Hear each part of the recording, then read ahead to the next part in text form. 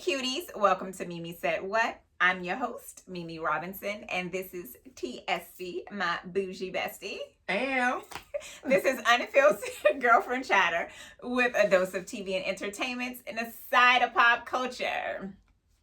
All right, as usual, we got some things to talk about. Yes. I casually mentioned to you this child star documentary when I was talking about Gary. Yes. So I watched it. Okay.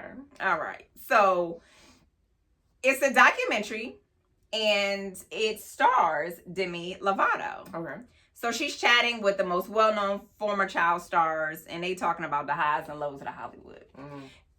For me, I felt like it was, to some degree of it was much to do about nothing. Because I have watched so many documentaries about Hollywood kids and the ups and the downs. I'm familiar with most of them. However, these kids, some of them, most of them I'll say, are younger than me. So I don't know them that well. Now, somebody who wasn't young was Drew Berrymore. I was going to say, so I have seen not a preview, but like the advertisement for it. And it was Drew. I was like, hey, well, Drew is kind of close in age to us. Yes. So we have grown up with her story. Yes. And Drew is the poster child for Hollywood child stars. Like, she started out as a baby. Like, her parents were wild and crazy. So her part of the story isn't as meaty, if you will. It's not a whole lot of her story. It's a little more of the others. Because we've heard her story. But we do know her story. I've watched stories about it. I think the only thing she shared in this one was that the first time she did drugs, she was 10. An adult friend of the family gave her drugs at 10. Yeah, that feels right. Drew raised herself. She did the best she could with what she had because it was wild. And you know what? And she's here now. She's doing well. Listen.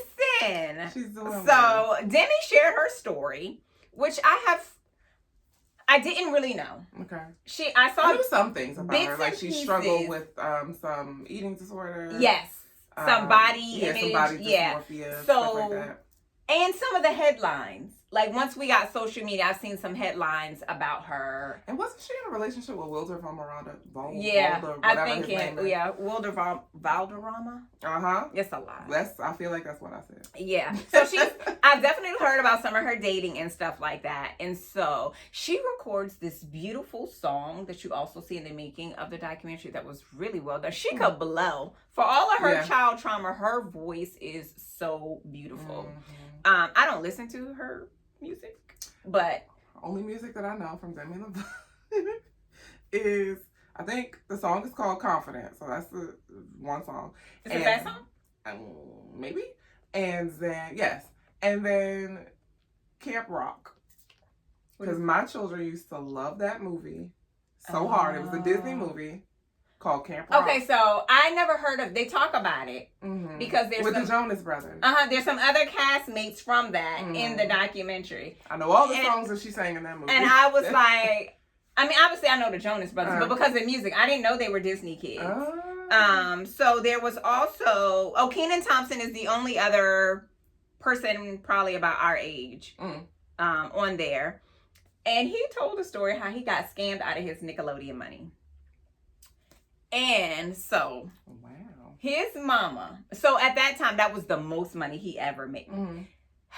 Nick Cannon and Kenan were Nickelodeon. Nick still get Nickelodeon money, right? So, he made all this money. His mama got hooked up with some dude who was like, I know an accountant, whatever. Okay. Shady. Yes. Kenan goes to buy his first home in Atlanta, and the accountant is supposed to show up with the check. He don't show up.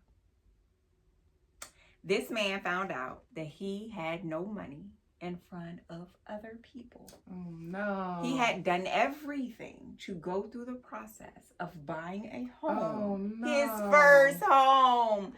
And they scammed him. You know, what I find interesting, so I would love to see the statistics, right? Because there are many child actors in Hollywood. And it seems like of the many child actors in Hollywood, there is a large percent of them whose parents ain't shit. scammed them out their money. So here's what I did learn in a documentary is there's like, is that a requirement? There's a thing, it's called Kegan Law. Kegan was a child star. Uh-huh. And what they did was they put a thing in place saying you are required to take X amount of a child star's money and put it in an account that you do not touch. Mm-hmm. Now, Kenan said he was in Florida and they ain't had that rule. It's Florida and we not surprised. Even back then. We are not. So, it doesn't sound like it's all states. It's probably a bit more robust now than it was when they were children. But also they talked about, essentially, they're trying to get that to carry over into social media because at the time when they were children, there were no social media. But so now that you have children getting famous and making money off of social media, they want the same protection. The same rules to apply. Because the parents, honey. So that takes me to Raven. What she say her name is? Raven-Symone. It's not Raven-Symone? Okay. Now, I have heard her stories too. Here's what stuck out to me with her. Her family would never say she was the money maker. They would say it's the family business. But she was the only there someone star. Else? Okay. That's what her mama and daddy would say. Okay. As not to give her credit. She also, after she made that statement, she was like, yeah, so read between the lines. And I was like, oh. So she was obviously the breadwinner. She's been working since she was like a little over 1 year old. She was a baby and she was absolutely the breadwinner. But they said it was the family business, even though she was the only one acting. So the family was profiting from her. She was taking care of the family. Yeah. But they didn't want to just say that. Which, those are the little microaggressions of how parents take children's money. It's the family business. No, it's her business. Not that is taking her their job. money, That but is her minimizing work. what you're doing. Yeah. That's a mindfuck. It is. And this is how these child stars end up on drugs. This is how they end up in the bad situations that they end up in. With the eating disorders. It's not even that the parents are taking their money. It's how they're being treated. You're being treated like, oh, well, we don't care if you don't want to do this anymore. Yeah. We got to eat. Yeah. And we want to eat. And now we've become accustomed to the lifestyle that you have afforded us. And so now we're going to work you to death. Now you can't stop. It was sort of like, what's that girl's name? Jeanette McCurdy. Who was that person? Never heard of her. She wrote a book. And the book was called, I think it was called, I'm Glad My Mom Died or something like that. Because her mother treated her terribly. She was on iCarly. I feel like I heard, I don't know her face, but I remember hearing the title. But was her monster, monster? So her mom was such a monster to her? Oh, it's the story's familiar, like she but I don't know what she was like. She would tell her stuff like, she hates her, you treat me bad.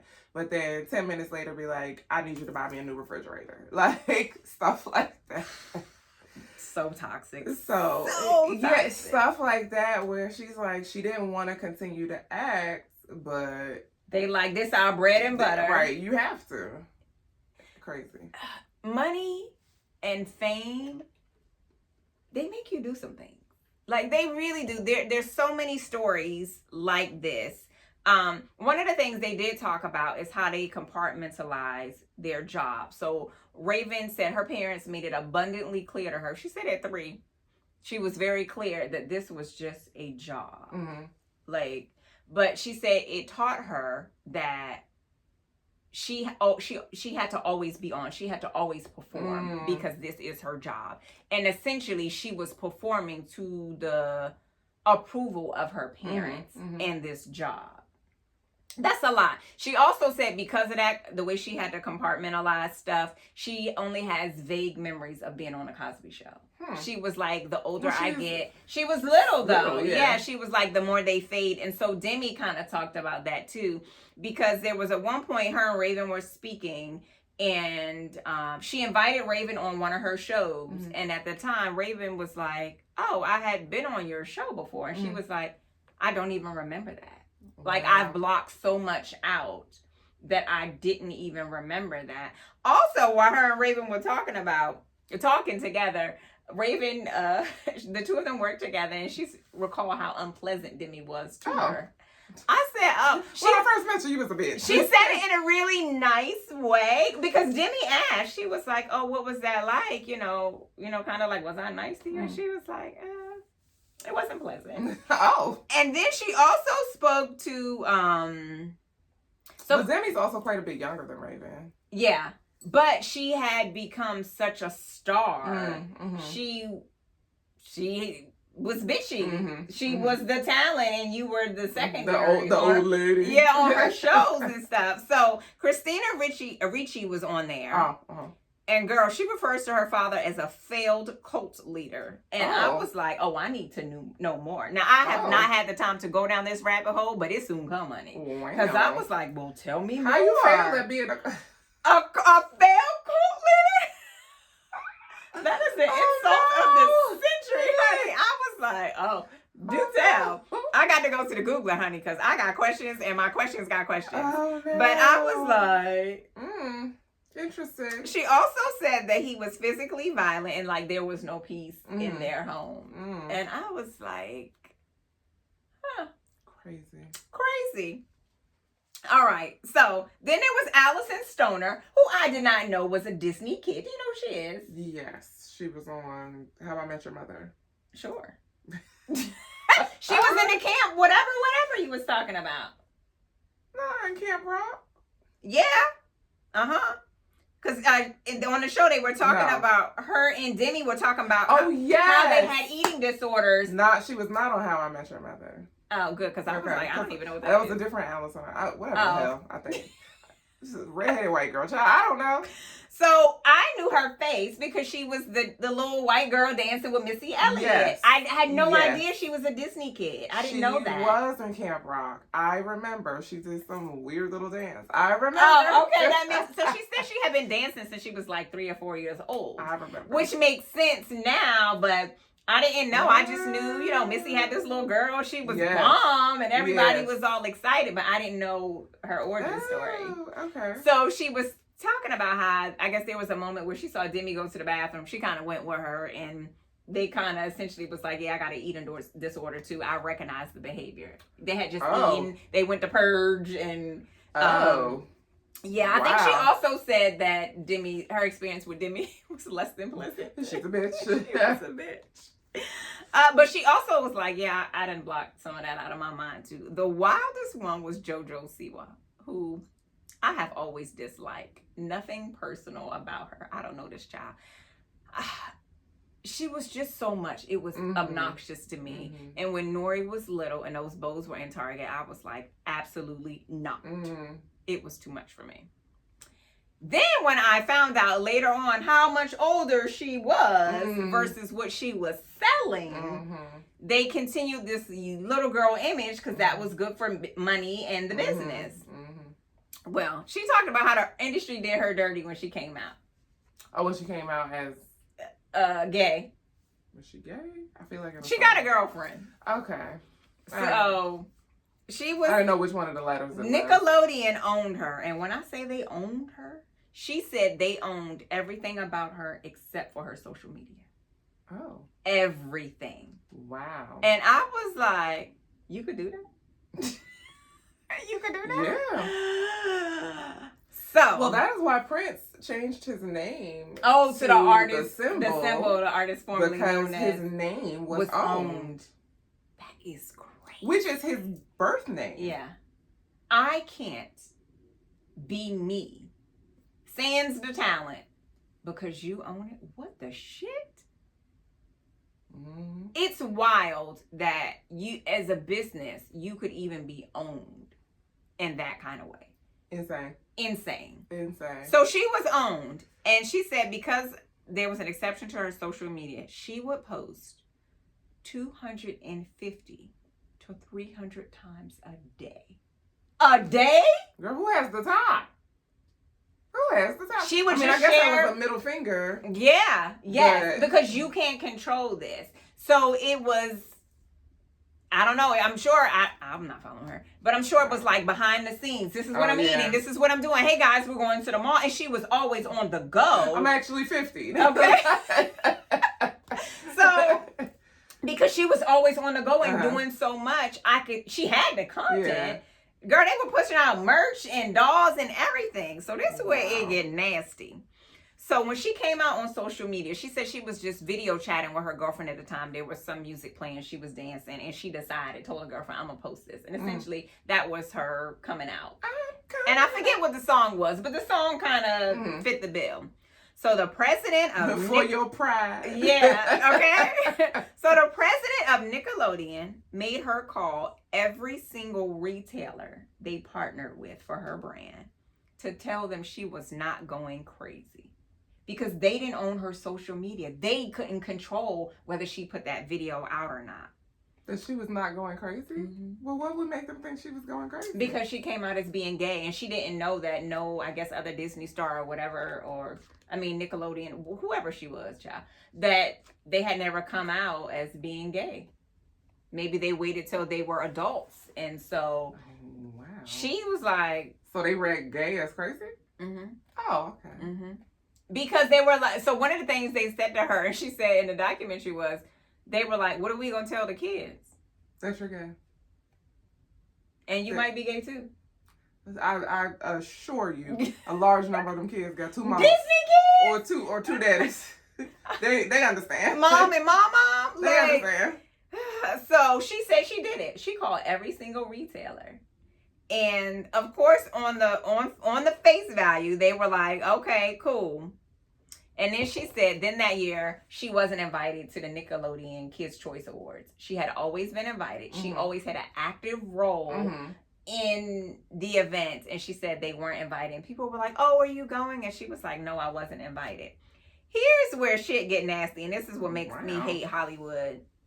So everybody said okay, but she said they treated them different. They treated her differently. They talked to her differently. They received her projects differently and everything. Mm-hmm. So essentially they switched up on her.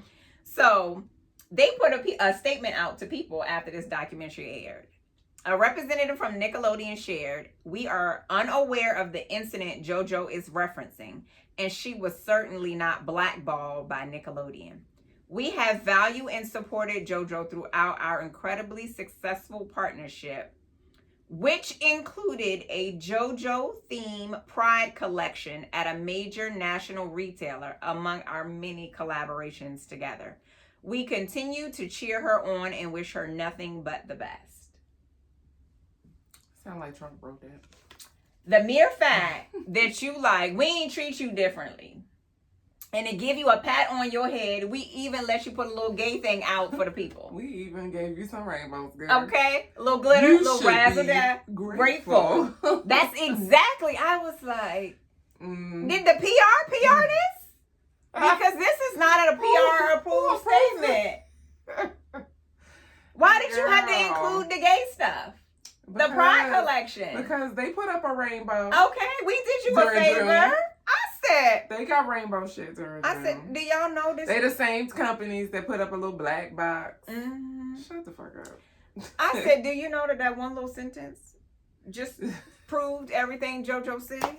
Because you felt like... We even gave you some rainbow. How can I be racist? I got a black friend. Exactly. That's exactly what this is. We're not homophobic. We profited off of rainbow stuff. Fuck out of here. I was like, wow. So it was a good documentary. You know, I like me a documentary. Yeah. It was also Demi Lovato's directorial debut. Okay. So if y'all are interested, if you care, it's streaming on Hulu. It's a wild ride. It was good conversation though, and even though it's wild, it didn't give you this down kind of feeling some child documentaries will give you, where you like, damn. Everybody failed you, but everybody might have failed these people. Well, and that's the thing that just boggles my mind. Like, were you failing them before, and then you fell into money and failed them worse, and failed them in the public eye? What happens is the thing with money. The families, the companies, the brands get a taste of how much money you can bring in for them.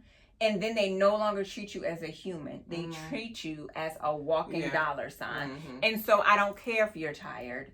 I don't care how you feel. I don't care that you are children and you are growing up and your interests change. You are going to continue to do this thing because it's lucrative for you, but more importantly, it is lucrative for me. And so when you got a brand telling you this or telling your parents that, and the parents are like, hell yeah, because who gonna pay the mortgage this month on our 2 homes that our daughter, our son got it. Yeah, so everybody is on the same page but you. And you aren't listening. They're acting in their own interest. Yeah. So like T and Tamara, they didn't have this issue, but they talked about, okay, we wanted to take a break from acting and we wanted to go to college. And their mom was like, okay, they don't want to do it. It's a wrap. Right. And they went to college. They got to have a normal-ish experience and they were open to that. But these other kids, they like, no. Yeah. I don't care if you got body dysmorphia issues. I don't care if you are regurgitating your breakfast, lunch, and dinner. I don't care if you're depressed, if you're unhappy, if you're doing drugs, if you are spiraling. Just keep working. Keep on bringing in that money. Ugh, child. It was a wild ride. That sounds like but, yeah. I don't know, child. No, thank you. No, thank you. And I'm sure it's only worse now. But when they mentioned the whole social media stuff, I feel like the social media stuff is likely to be even worse than child stars. Because there's no checks and balances. No. And you're just at home. Yeah. There is no, I mean, like you get a management team and stuff like that. Sometimes. But then it's just like, oh, well, this video did 1,000. And one of them said they became obsessed, Jojo, they became obsessed with numbers. I put out this video, it got 10,000 views. Well, I put out this video, how come it only got 4,000 views? Now I got to keep putting out videos because it's got to hit this. And then when it doesn't, then you feel defeated. Demi was like, when she didn't make a project, she felt like they were saying no to her. Like she as a person wasn't a good enough person to get this. And I was like, where is the therapist? Okay. Y'all need to go talk to the lady. I feel like that should be a contractual obligation. That they have a therapist that is not owned, paid, or related to the company or the parents in 100%. Any capacity. 100%. You have to have someone that you can talk to unfiltered, who is impartial and don't just see you as a walking dollar sign. Yeah. Because it's not enough people acting in these kids' best interest. It's not. Which is terrible. And it's fun and games until you get into it. And I'm sure there's some of them who wanted a golden goose. But I'm sure that there are others who weren't always that way. But once they got there, and you got to taste it. Like, we're not going back to the trailer. It's like once you get rich, you like, I can't go back to being poor. I can't go back. What you mean? I can't go back to Gym Pop. I don't want ramen noodles. I've been eating all this steak. Like, you don't. Lord. That's crazy. It was real crazy. That was a lot. I'm going to have to watch. It was actually a good one. And I don't love documentaries. It was good. And it's short. It wasn't very long. Okay. And that one song I told you is a really good song. I'd have to look it up. But yes, that was a lot. I definitely, my children have no interest in Hollywood. I think the extent my son would love to be a gamer, but I would never. You have, if you sell so much of your soul as the child and even as the parent, you sell so much of your soul. Not even that. You lose so much of your autonomy. You lose your ability to just be. Like, people talk a lot about Beyonce, and what makes me sad, like, when I think, I'm not like, I never want to be Beyonce. I never. It ain't shit about that. You can't go nowhere. You can't do nothing. So in the documentary, they show you a clip where fans are literally rocking Demi Lovato's car, and then they're running behind it and chasing it. So even as a child, she couldn't go out to the movies. You can't go to Target. Okay. Can't nobody deny me interest into Target. Girl, I'd have to shut that shit down and be like, it's closed. How much y'all would normally make during this time? Because I need to come and shop. But like, you can't just live. No.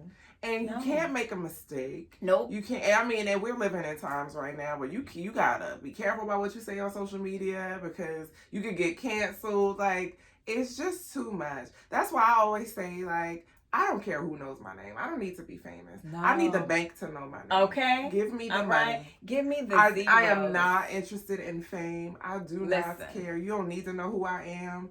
The only people who I need to know who I am is the bank. Okay. The folks that and the same people who build you up. That's like the people who go viral. The same people who build you up are the same people to tear you down. Girl, the way that Diddy, the diddler, has consumed my social media platforms in the last few days, honey. Mm-hmm. And it's those closest to him who are coming out and spilling all the tea. When it was good, it was good. But when it ain't, nope. The rubber meets the road, honey. And let me tell you, it's slick with baby oil and a whole bunch of stuff. Every man for himself. Yeah. Nah. Yeah. And then at one point where you had people just constantly around you and everything. Now you like, where are the people? It's too hard to vet that many people. Who it is. No, thank you. But that's also why it's important to have, like Kevin Hart always talks about the plastic cup boys. And they check him. And he's like, we've been friends for so long. I trust these guys. They gonna check me on my bullshit so I don't go too far.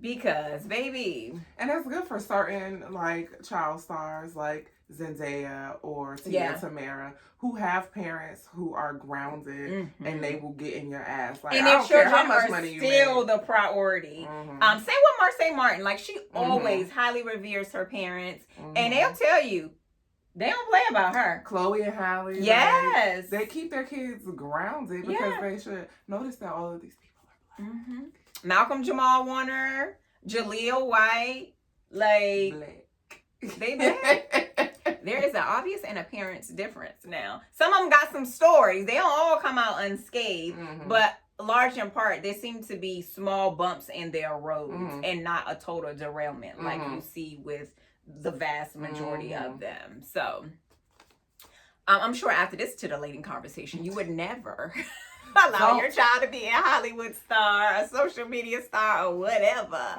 We need more engineers and doctors and lawyers, people who fix the lights outside. Okay. Listen, everybody can't be a star. I have learned that, what was it called? Oh man, I can't even remember what the job was. It was such a random ass job. And I was like, what? Oh shit, I can't remember. Ro and I were talking about it. It was some job somebody wanted. Ro told me those same people, whatever the skill set. It was an elevator operator, an elevator something. And when he first said it, I was like, they don't really have people who push the buttons on the elevator anymore. No. Like, unless you go to, like, Tiffany's on Fifth Avenue, there's still an elevator person there and stuff like, but larger part, that's a large size. But the people who work to repair the elevators make starting out, they start at like $118,000 a year. I love that for them. Like, you don't have to go to college. You just go get your certification like you would for HVAC and they make bank. And I was like, do the people know? Because I had no idea. Do people know?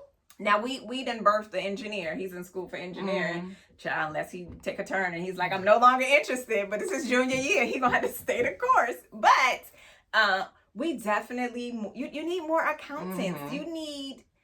the people who make the world go round. Yes. And I always say, the behind the even scenes Beyonce people. couldn't be Beyonce without the people behind the scenes. Somebody got to operate that fan that got her hair blowing in the wind. You know what I'm saying? People got to put the sets together. You need engineers for that. You need pyrotechnics for that. You need a makeup artist. You need a stylist. You need a manicurist. You need an accountant to manage all of that money. Like, everybody, esthetician. Everybody can't be the star. No. And honestly, those people are also filthy fucking rich. But they could go to Target. They can go to Target. And really, that's the barometer for me. It is. Can I still go to Target unscathed? I'm going to be looking at the contract like, all right. Target. Can I still go to Target? That's like Michelle Obama when she was here in the White House. She used to steal away and go to the Target in Potomac Yards. And for a good while, it worked. She just, I mean, it's hard when you got a detail. You can't go to Target now, Shelly. No. Because I'm a fan girl. No, yeah. I'm going to lose it. But that was her thing. And so when they came out of the White House, she said that was one of the things she was looking forward to. I said, it's like, somebody explained this to me once, and they were talking about like being married versus being single. It's like it's like a castle with no moat, right? Like the people who can't get in the castle want in the castle, and the people who are in the castle want to get out. Yeah. And I think it's the same thing. Like famous people just want to do regular shit, and regular people just want to be famous. But no, not me. I don't want to be famous. No. I want to be wealthy. And take my wealthy ass to Target. Yes. With no problem. 100%. Okay. Because what's in the bullseye this week? Exactly. I need to know. What is $5? What is $5? Is this on sale? Y'all don't got no coupon codes? I mean, where's my 5%? Oh, give me my rate card, Okay. 5% off. Care how much money I got. Give me my discount. Give me my discount.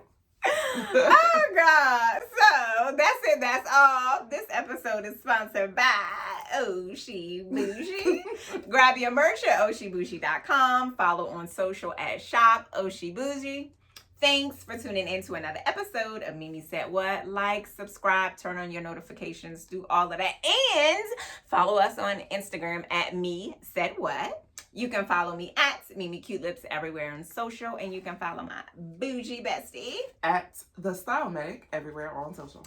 Until next time, cuties.